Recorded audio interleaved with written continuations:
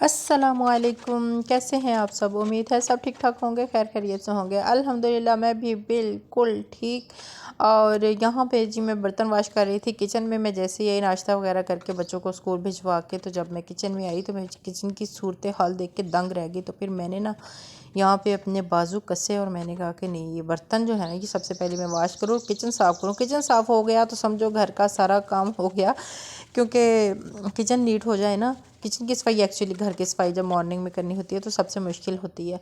तो जब बस किचन नीट एंड क्लीन हो जाए ना, फिर समझो कि सुकून हो गया। तो यहाँ पे मैंने किचन साफ़ कर लिया, सारे बर्तन वगैरह जो थे वो वॉश कर लिए थे।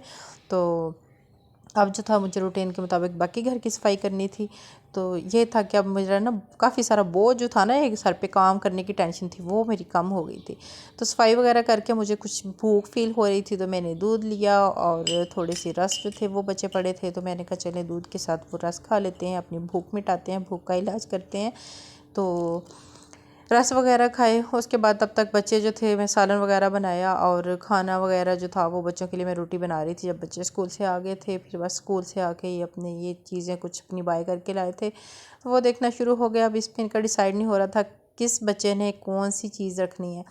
तो बस यहाँ पे यही मिलके डिसाइड कर रहे थे, अब ये चीज़ ले लें, अब ये चीज़ ले लें, क्योंकि स्कूल वालों ने पैकेज दिया हुआ था कि इतने 100 में इतनी चीज़ों का सेट मिलेगा, इतने 100 में इतनी चीज़ों का सेट मिलेगा।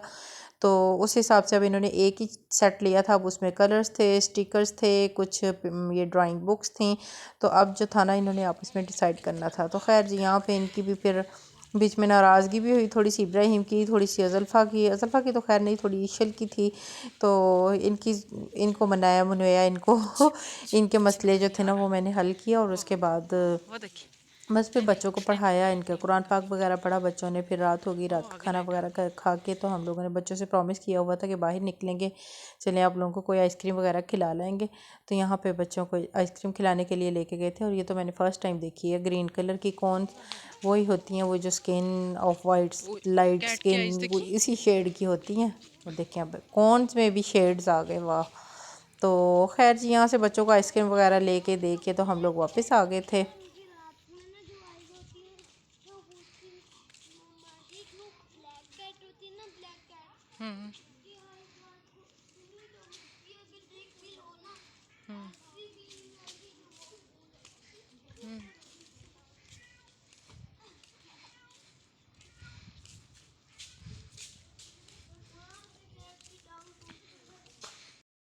और यहाँ पे जो थे ना, मैंने कपड़े आखिरकार जो थे ना गर्मियों के निकाल ही लिए, सर्दियों वाले समेट लिए।